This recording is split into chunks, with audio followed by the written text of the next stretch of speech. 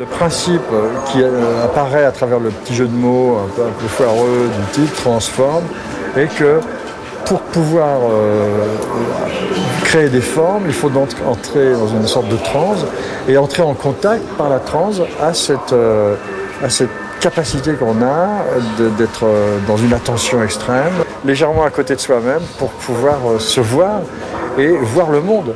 Parce que si on ne s'éloigne pas du monde, on ne le voit pas. On est au milieu de la forêt et tous les arbres qui nous entourent cachent la forêt.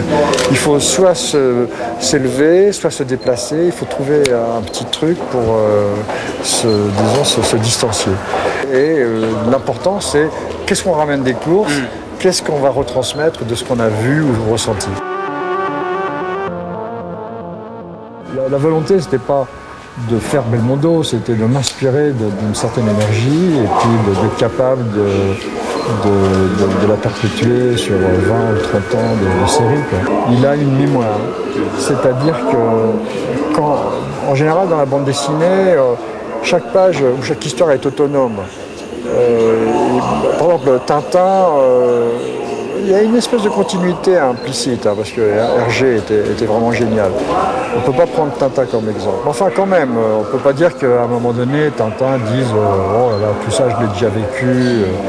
Je ne suis pas vraiment surpris par ce qui se passe. À la fin, on s'habitue, tout ça. Non, il y a une espèce de renaissance à chaque album.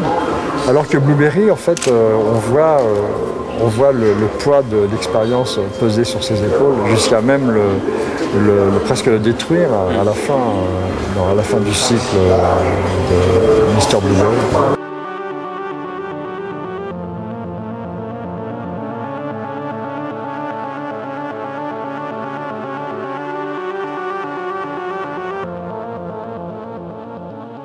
La mobilisation ultime de Blueberry, c'est Arzac.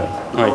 D'ouvrir les styles de telle façon que je ne sois surtout pas prisonnier de ce style de Blueberry. C'est pour ça qu'il y a eu ce choix d'une signature mobile. C'est que tu... Ah oui, parce que j'aurais pas pu faire Arzac comme j'ai fait Blueberry. Oui, avec le pinceau, c'était pas la même énergie. Cette espèce d'élégance, cette espèce d'hyper-réalisme un peu démagogique quelque part.